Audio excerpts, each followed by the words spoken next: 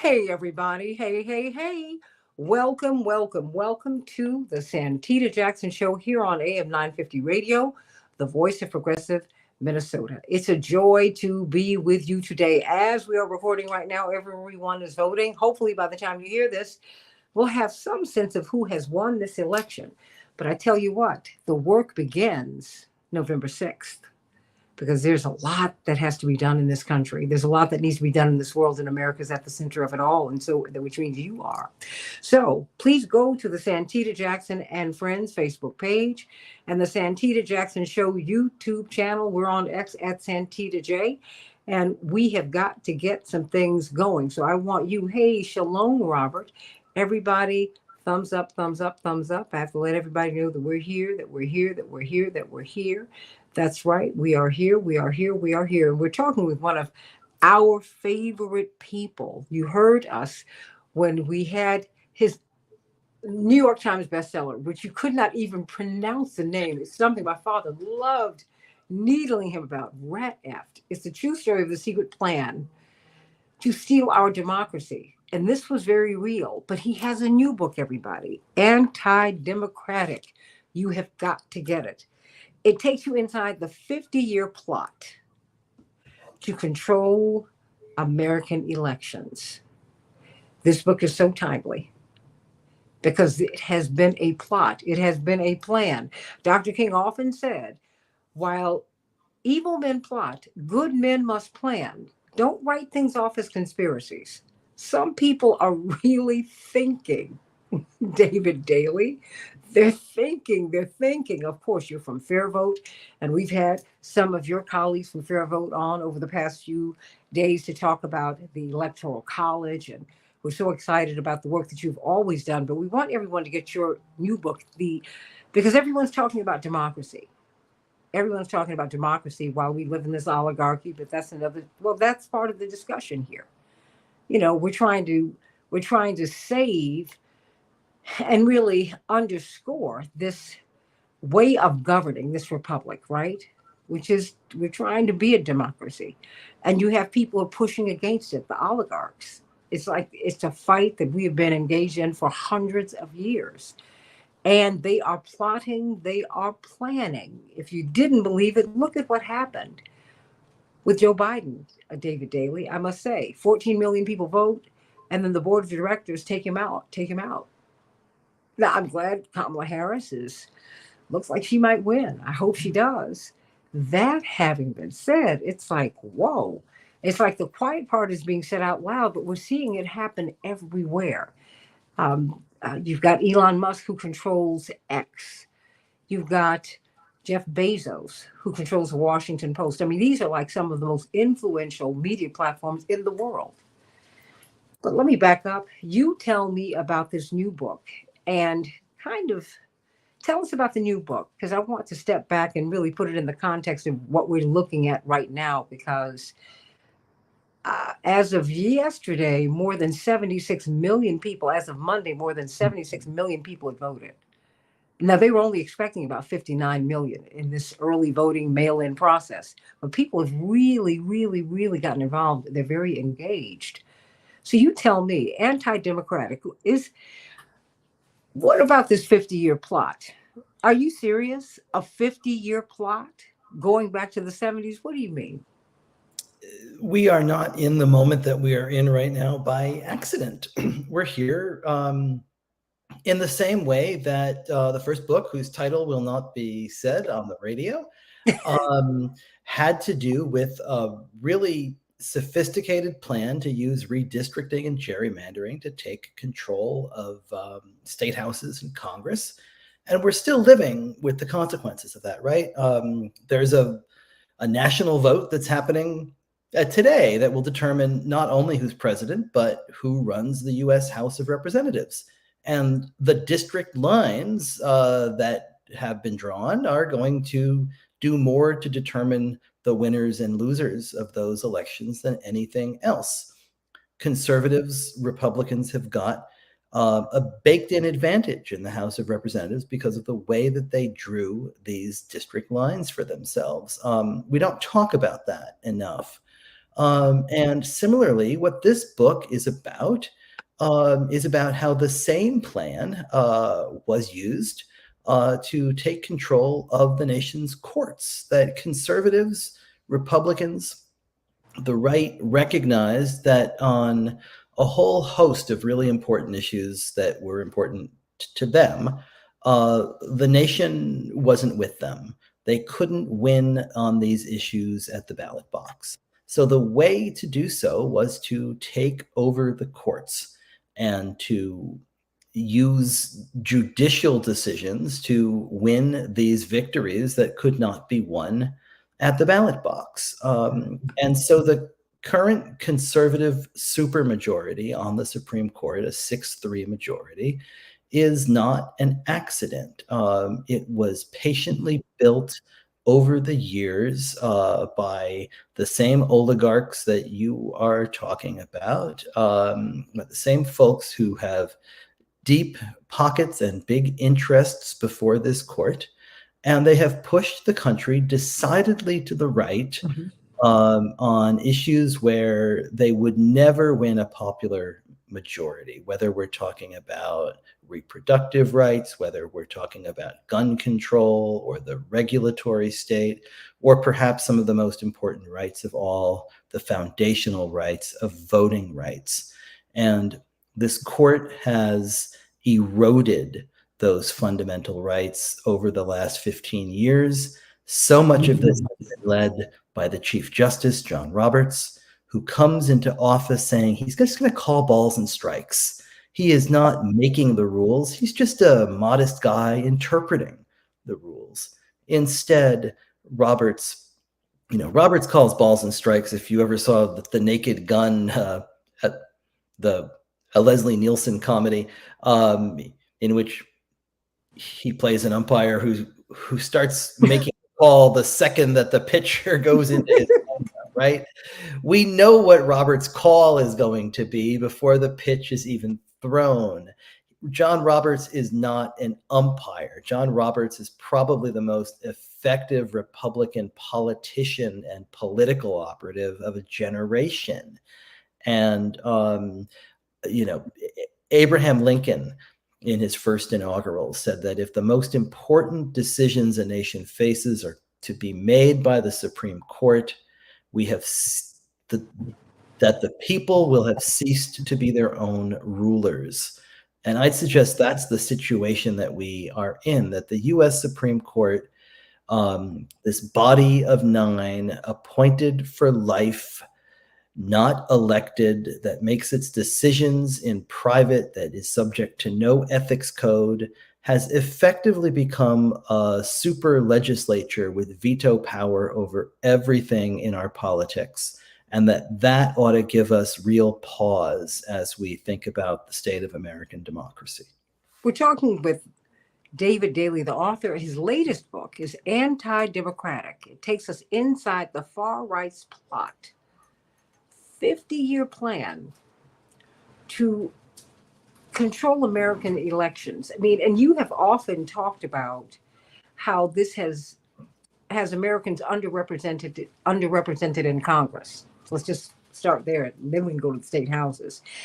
How much are we underrepresented in both houses of Congress? Well, we could start with the U.S. Senate, which is perhaps the most deeply anti-majoritarian branch of our government. It was built to be anti-majoritarian, but it was not built to be this anti-majoritarian. When every state has 2 senators, but when by 2035, it's been said that 70% of the population is going to live in 15 states. So 70% of us will have 30 senators, and the other 70 senators will be held by just a small percentage of the country. And when you factor in mind that it takes 60 senators to do much of anything when it comes to breaking the filibuster, it gives veto power to smaller whiter, more conservative rural states, which is not where most people live, right? We often see those maps of the country that are designed to show, look at how red all of these areas are, and all of the blue is just in a handful of places. The trouble with those maps is that they misrepresent reality, right? Because there's so many more people in those blue areas, and land does not vote, but people does. The trouble is in the U.S. Senate, land votes. In the U.S. House, the U.S. House has been so wildly gerrymandered that there are only going to be about 25 of the 435 House races tonight that are competitive. We could sit here right now and declare victories before the polls have closed in 410 of those races. And some of that is because of the states that they're in, right? You're not going to have a competitive race for the U.S. House in Idaho. But there ought to be competitive races in so many other states, and there's simply not, because of the way that the lines have been drawn, that when politicians of either side have the power to draw these district lines and to choose their own voters, they have the power to pick winners and losers. And that wildly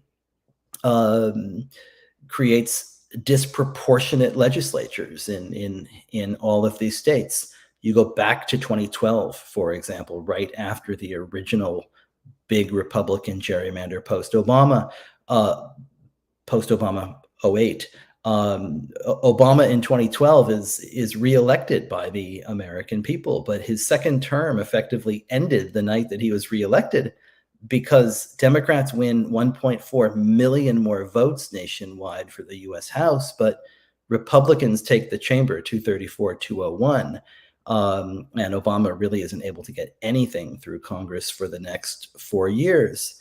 So those numbers are still pretty much in play as we head into tonight.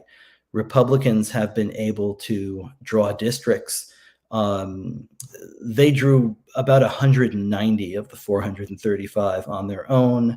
Democrats were able to draw about 74 of them on their own. So it gives Republicans a pretty good head start when you've got to get to 218. That is unbelievable.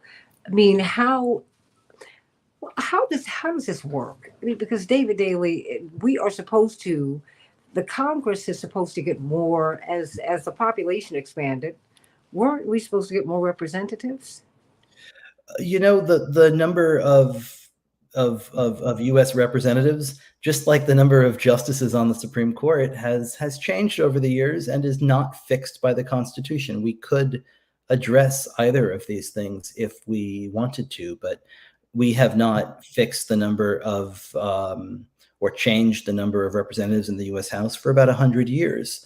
And since that point in time, the population has exploded, right? It's a much, much, much larger country than it was in the early 20th century. And so that means that districts are much larger. It means that our representatives are more disconnected from us than ever. But at the same time, what happens when we allow these politicians to draw their own lines and choose their own voters is that they lock themselves in office and they don't feel like they have to listen to us at all. And the truth is that they probably don't. When you have these uncompetitive districts, it moves all of the action into the primaries. As we know, primaries are not held in November when everybody comes out and votes. They're held on some random day over the summer when not a lot of people are around. Turnout is usually pretty abysmal. And you might have 11 or 12 people running in these primaries. So it's possible to win them with 20, 22% of the votes sometimes. And so what you have is a fraction of all people choosing our representatives in the People's House, which is supposed to be the member of the federal government who is closest to us. And it simply isn't working that way. And we're getting much more extreme people who feel empowered to act in really extreme ways, because it's pretty hard to stop them once they get in. Well, first of all, let me back up, because I've read a tremendous piece that you've written that talks about John Roberts. And he looks like he's this benign figure, but we really need to understand the structure of our government. I mean, the president's at the head. It's a tricameral form of government. You've got the executive, judicial, and the legislative branches. The Speaker of the House is head of the legislative branch, period. They're the president of that body. The president is the president of the United States, but is the head of the executive branch. And the Chief Justice is the head of the legal branch, right? I don't think we know enough about Chief Justice John Roberts, what his philosophy is, because I think that when you read about him, and I have for quite some time, he has been very deliberate. And the Federalist Society and all of these far right-wing groups have been very deliberate about targeting legal talent of varying degrees, and they've put them in place so they could be tracked to the court system and then moved up into, hopefully, the Supreme Court. Who is he, and how might he decide the election? Yeah, Roberts is a fascinating guy. And I don't think we know his background enough, or just how conservative he is. He presented himself, right, as coming from Chief Justice Central Casting almost. And where John Roberts really comes from is, when he did his confirmation hearing, he talked famously about his Indiana boyhood and about farmland that stretched to the horizon, broken maybe only by a silo or a barn.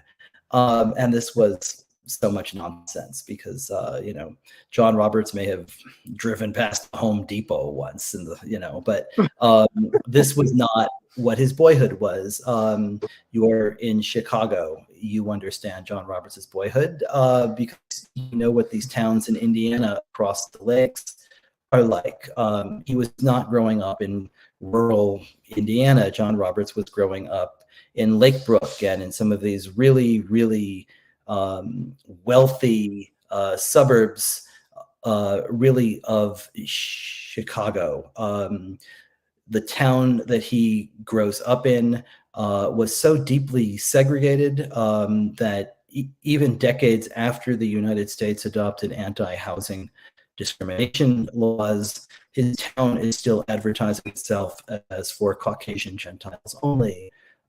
He is educated in the private schools in these towns, and goes off to Harvard and Harvard Law School as a teenager.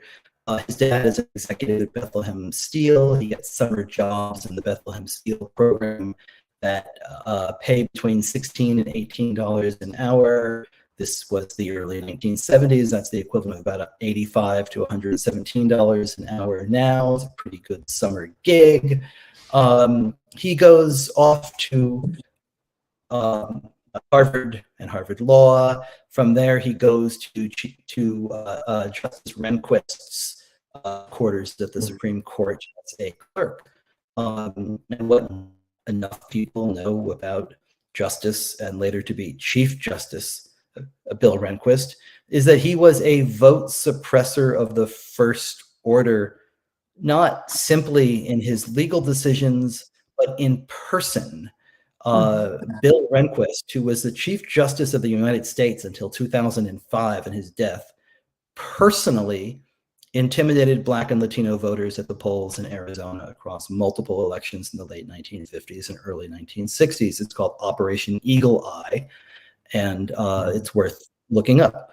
No, please explain it. Explain it to us, because we've told people to call 1-866-OUR-VOTE if they have any problems at the polls. Yeah. And you have got two of the most consequential justices over the past 50 years. Absolutely. There was no 1-866-OUR-VOTE when Bill Rehnquist was personally going up to voters in Arizona and pulling the Constitution out of his pocket and asking people to read and interpret clauses before they went in and personally challenging voters.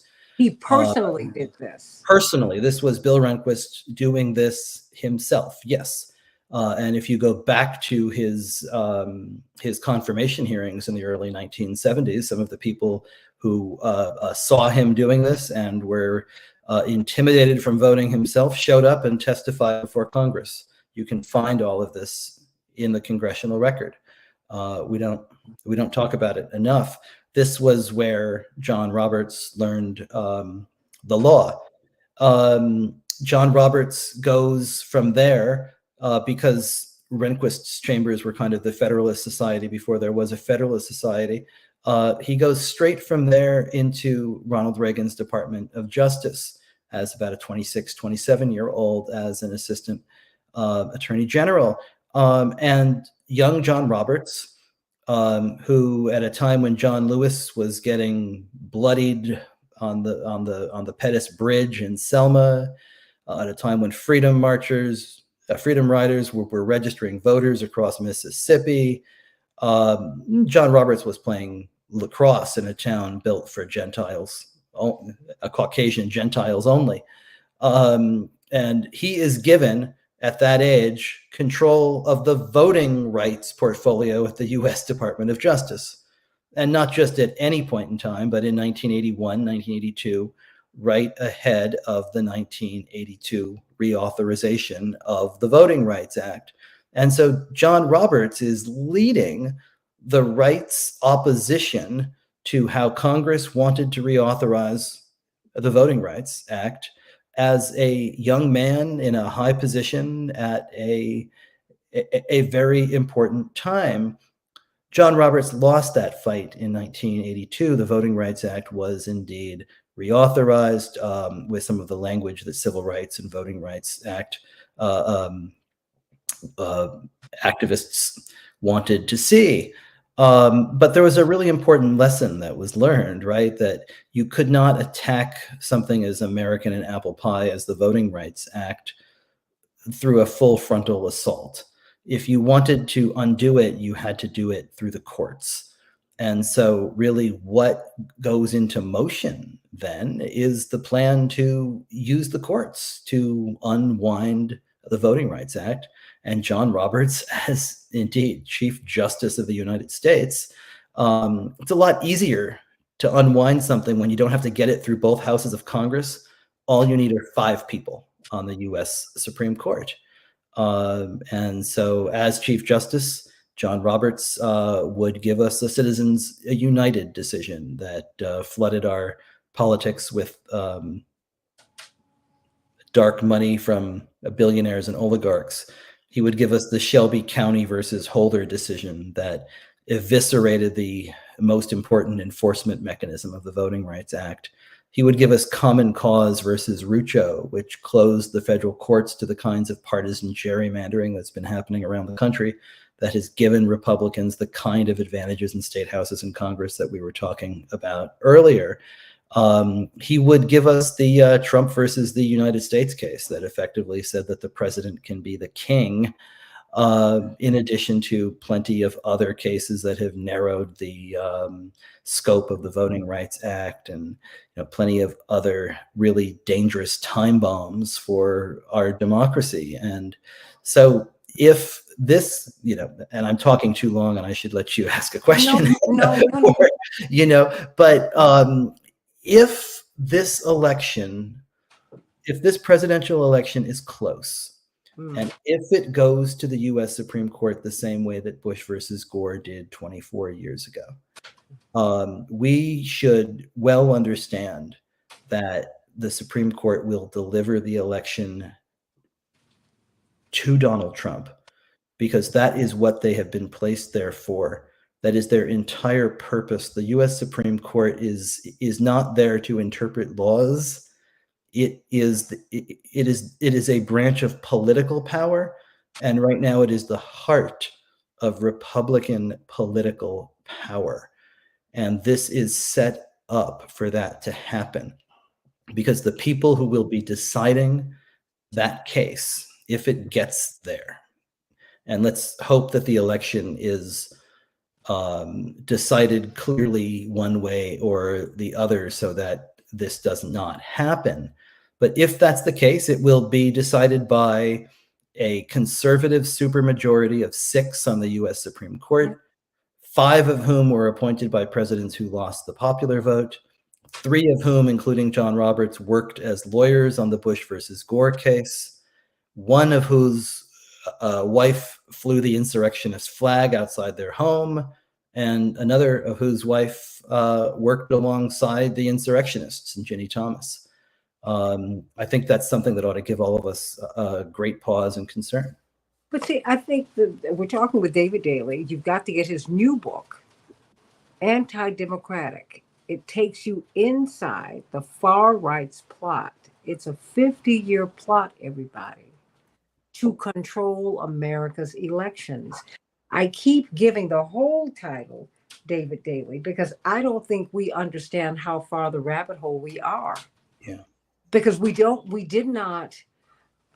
I'm really, if I didn't enjoy reading history, I would not have known just how dangerous Chief Justice Rehnquist was, because they're cloaked in all of this respectability. They're not even called judges, they're called justice, right?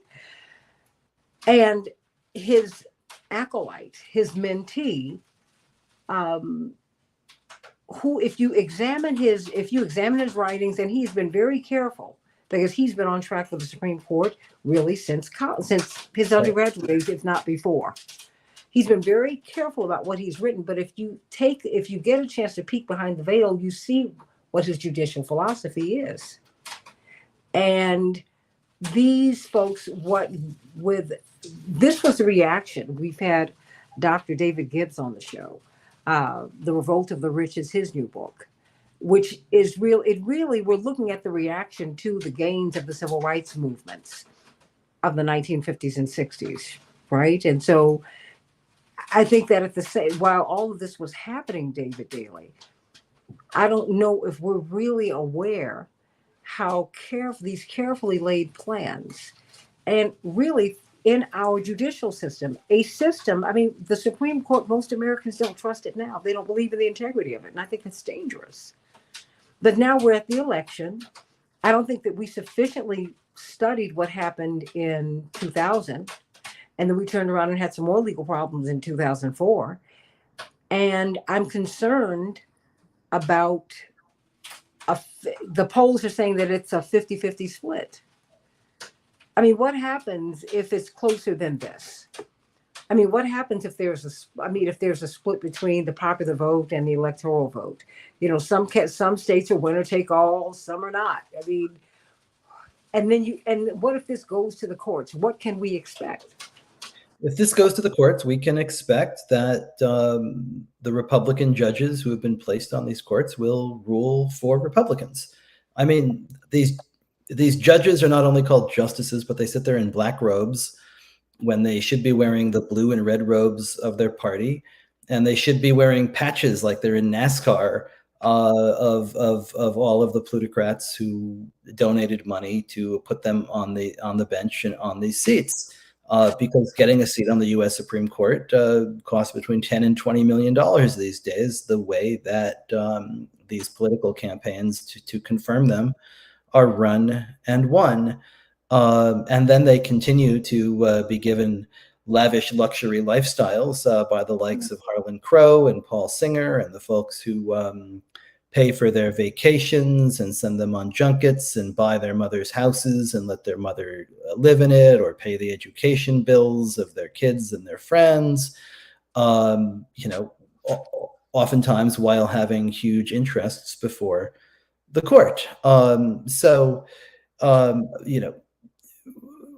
If you look at what conservatives and Republicans on the bench have done over the last 15 years, or go all the way back to Bush versus Gore, there should be no doubt about how they will rule in this case.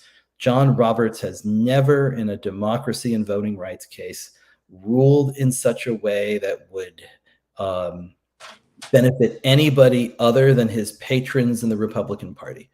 And that is simply the case since he became a Chief Justice in 2005.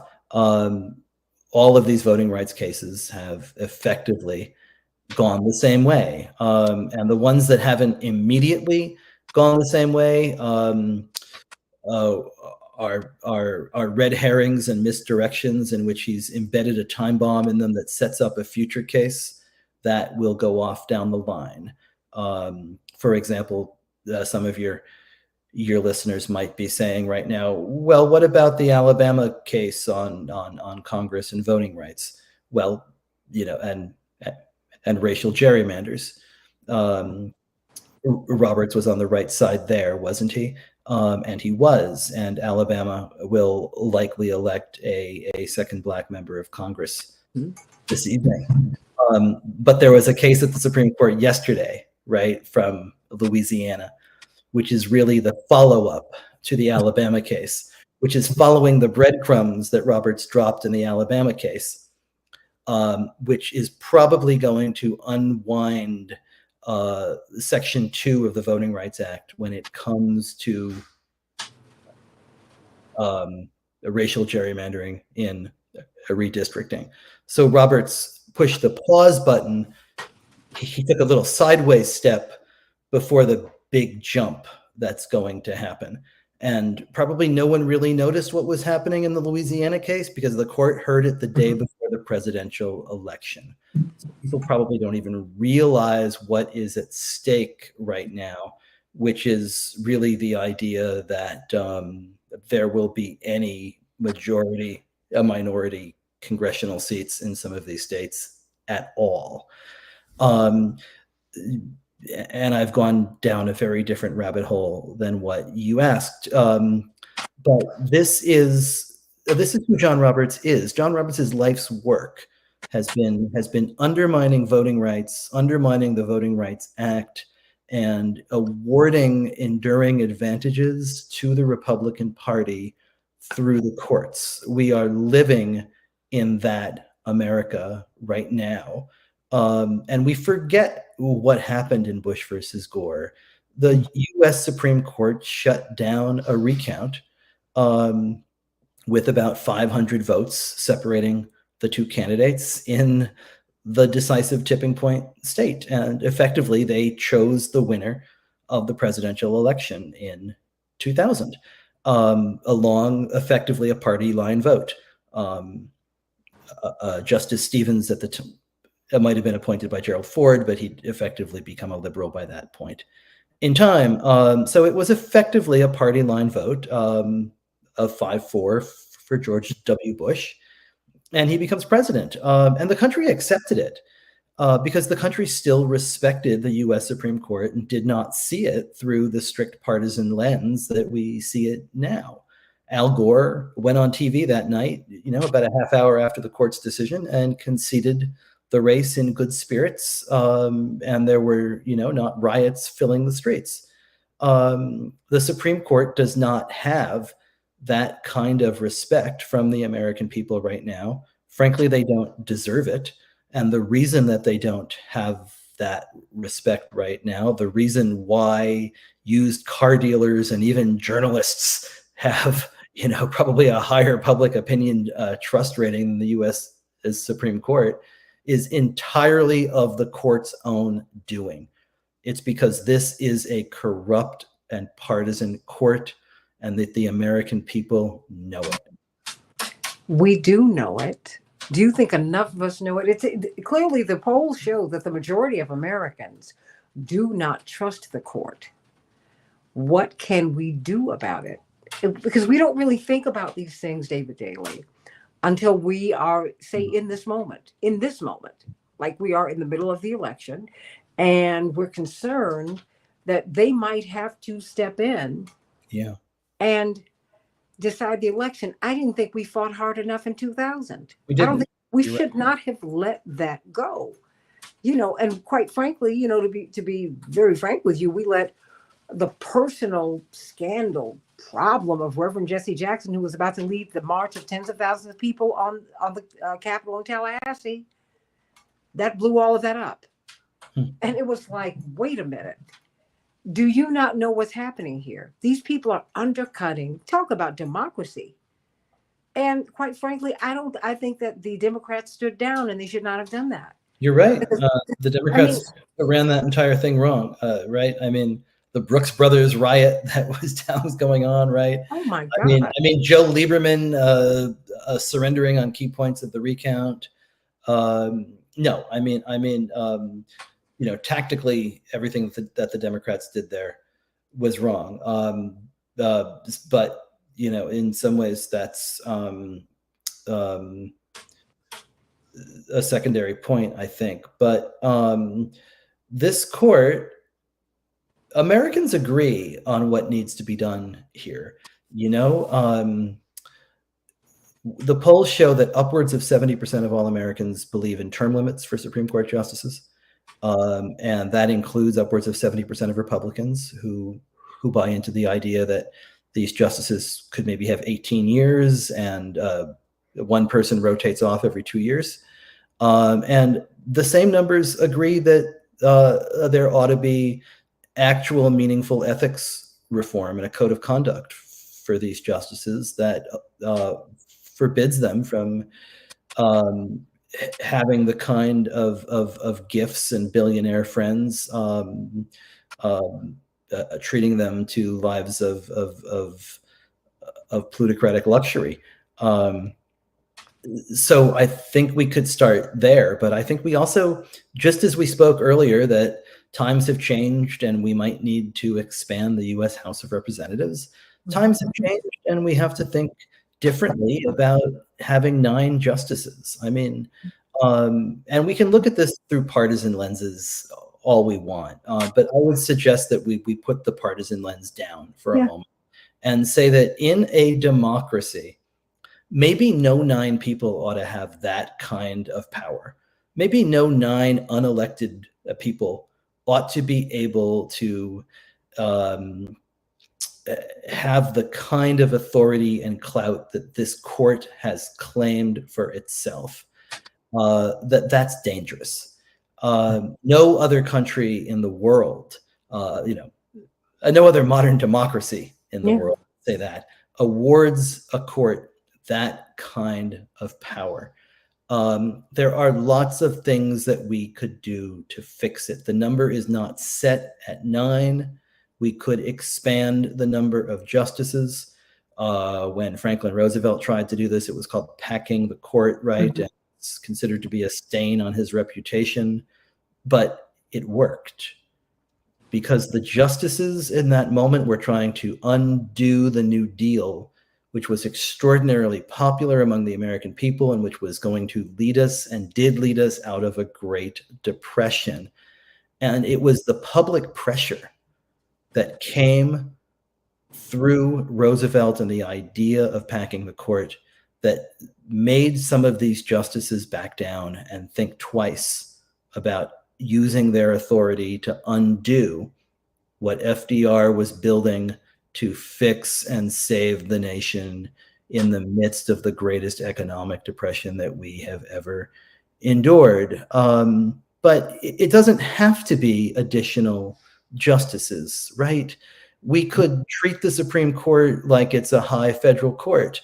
There's lots of federal judges. You could draw a random panel of judges. You could do lots and lots of different things if we wanted to think twice in 2024 about how we ought to be governed and who ought to be doing that governing, and what role we, the people, think we ought to have. What do you think? What can we do coming out of this election? Well, no, let's not even come out of this election. What happens if this goes to the court? Because one of the differences between 2024 and 2000 is 2008. And I'm not talking about Barack Obama. I'm talking about the collapse of Wall Street. I mean, America's not really been right since the housing. I mean, since our mortgages collapsed at the beginning, in the early aughts, right? I mean, I think we understate the tremendous anger and anguish that Americans are feeling, the sense of betrayal that they are feeling, that they are dealing with. what did they say? I was reading a study that the American dream would cost each American $3.4 million to fulfill. Most Americans cannot afford their rent, David. Most Americans, Right, you know, University of Chicago's $100,000 a year for an undergraduate. Who can go there? I mean, really? we know who can go there and who can't, right? Yeah. Right. Um, And so, I mean, so much of and then the you go American into outrage at elites and elite institutions is merited, right? I mean, it's correct. I mean, for example, I'm no fan of Amy Coney Barrett, No. but the pushback on her was that she didn't go to Harvard or Yale for law school. Well, the pushback on her should not be that she didn't go to Harvard or Yale. The pushback on her, in some ways, ought to be that she went to Notre Dame, not because Notre Dame is not Harvard, but because Notre Dame Law School has become bought and paid for. It's become an outpost of Leonard Leo and the Federalist Society, and that Amy Coney Barrett, ever since her law school days, has been fast-tracked by the Federalist Society and these right-wing foundations that have awarded her grant after grant, and publications and office space and funding throughout her entire lifetime. So Amy Coney Barrett is not a justice of the people because she did not go to Harvard. Amy Coney Barrett is a product of the entire Federalist Society system that has so captured the right-wing nomination process and really become a judgmenting apparatus for ambitious conservatives who want to rise upward to a judgeship or a prestigious law firm within the conservative legal movement. But we're not discussing that about her. No, we're not. So, I mean, we're not talking about these shadow groups that are positioning these people. Because if my father often says, if you fail to plan, you plan to fail. These justices are part of a plan. Yes. And so many of these people are part of a plan. Yes. And it's undermining, as you say, the American electoral politics. Yes. Undermining the republic itself. It's undermining our ambitions toward democracy. They're undoing everything. They're undoing everything, and I think it's important to think about this not only through the lens of what's happening now, but through the long lens of history. Yeah. And what I would say is, there's a couple different ways of thinking about America. There is the way of thinking about America that we may have started out in 1776 as a country where the rich white men of property could vote, but we've gradually gotten better and we've gradually become more inclusive, and the arc of the moral universe bends towards justice, and we are on that path. Mm-hmm. The other way of looking at it, right, is that at every single moment that things have expanded and anybody other than rich white men of property have been awarded the vote, there has been a backlash, and that none of these things happened by simply bending an arc. They were all met with bloody, violent backlashes. Yeah. And that many times the bloody backlashes were enabled by the US Supreme Court. If you go back and you look at what happened, say, after the Reconstruction Amendments are passed, and the nation, I would say that the two documents that are the most important when it comes to actually speaking the ideals of what this country professes to stand for are the Reconstruction Amendments and the Voting Rights Act. Mm-hmm. And immediately after the Reconstruction Amendments are passed, what you begin to see are cases that go to the U.S. Supreme Court that undermine the ability of the federal government and states to actually enforce those amendments. And you see the ingenious and bloody defiance of those amendments across states. And you get a century of Jim Crow because of what the U.S. Supreme Court did in a handful of cases in the 1870s, in the case called Cruikshank versus United States, in the Civil Rights Act cases of the United in the early 1870s.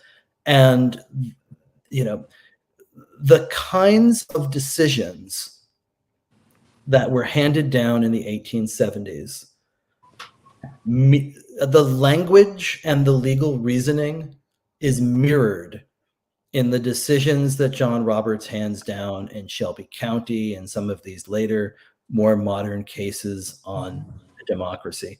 It's John Roberts insisting that things have changed, and how long do we have to do this? We've had a black president. We don't need a black president, right?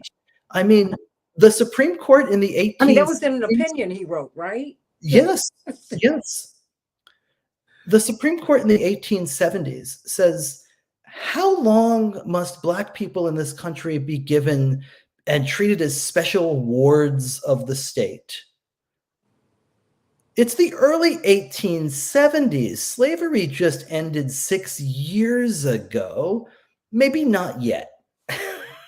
But these were the questions that this court, that the court was asking itself as it effectively froze the Reconstruction Amendments and enabled the White League violence and the Klan violence and poll taxes and literacy tests and lynchings and everything else that followed, all of these state constitutions that effectively write white supremacy directly into them in Mississippi and Alabama, and it takes the Voting Rights Act right in 1965 to put an end to all of this.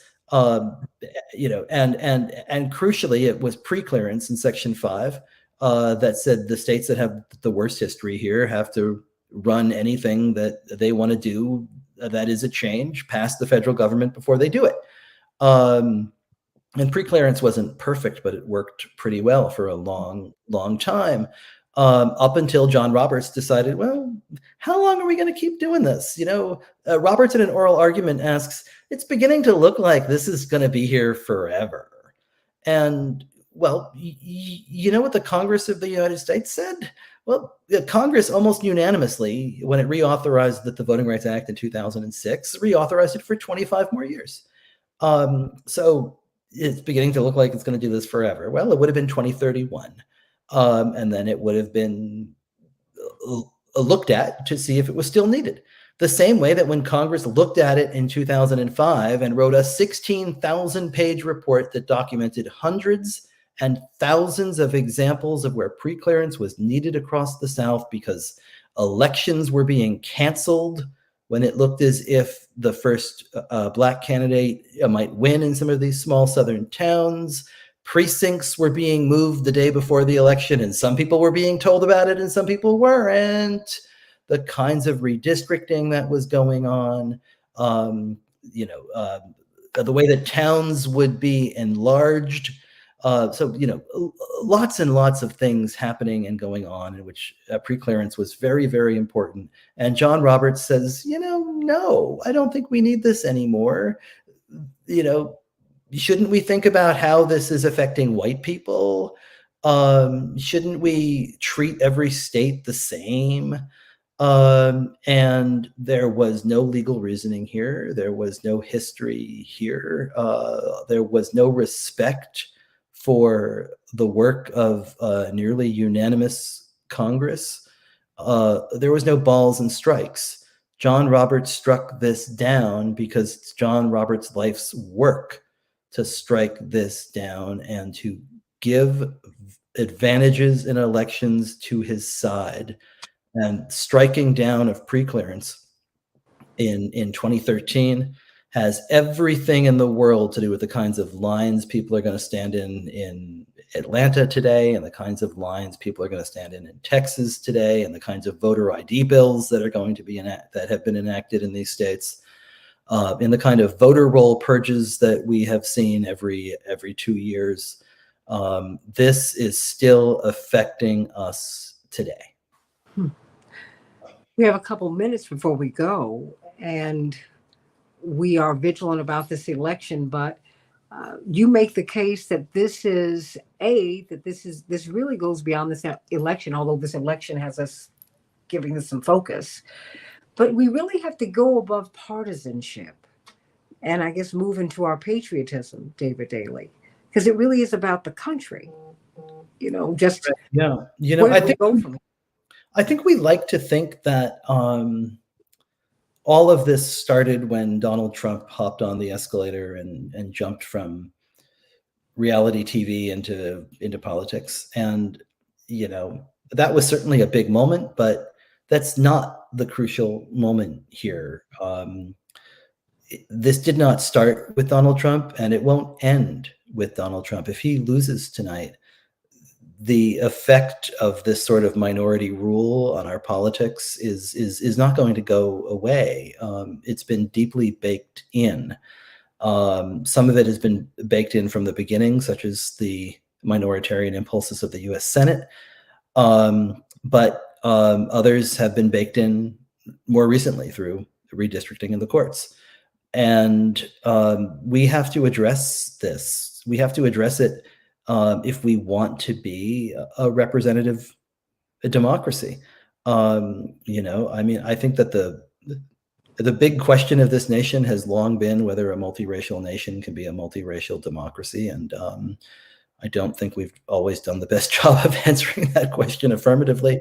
But I think we have to look at whether or not we are a nation that believes in majority rule, because we have moved very far from the basic concept of majority rule, that the combination of the Electoral College, of the US Senate, of redistricting, of a captured court has put an awful lot of rightward pressure onto our political system. It's created loopholes that those of bad faith have been able to exploit to capture these institutions and to effectively lock themselves inside.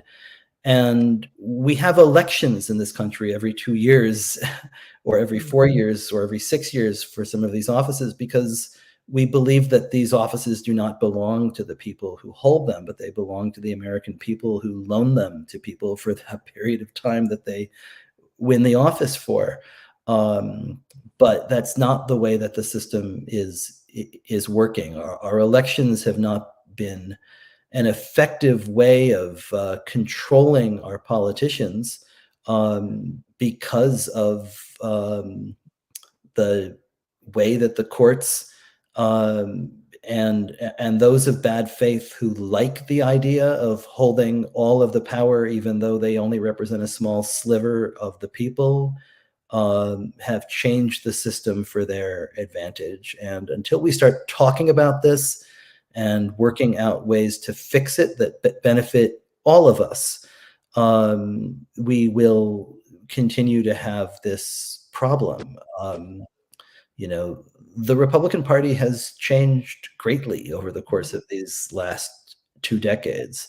And so much of it is because a fraction of the party has taken over the party and dominated all of the decision making and the incentives within there. And until we reverse that, until we figure out, and there's lots of reforms, and we've talked about some of them here today, and we've talked about others in the past that could do this, but it's not going to be easy. It's going to be a long road, and perhaps this election tonight is the first step. Well, and Democrats have done that too, because Democrats have become more insular too, and the American people have become more populist. Wherever we feel ourselves to be ideologically, we're hurting, and we need some answers. And we're not going to get any answers in a system that has been frozen. Absolutely. Anti-democratic, everybody, please get the book. It will take you inside the far right's 50-year plot to control the American electoral process. You need to see how they're controlling American elections, how you're underrepresented in both houses of Congress, in the state Senate. With our governors, it's affecting everything that we are and that we do. And don't rest on your laurels if your candidate wins tonight. No. Please don't. If anything, you ought to fight even harder, because this is for the day that you're dissatisfied and you might not be trusting the result. This is really about making everything fair. I think, David, as we go, David Daly, my father said, you know what? Hey, I can live with a loss. I don't want to get used to losing. He said, but it's when you're cheated that things go awry. And so, everybody, let's work this out.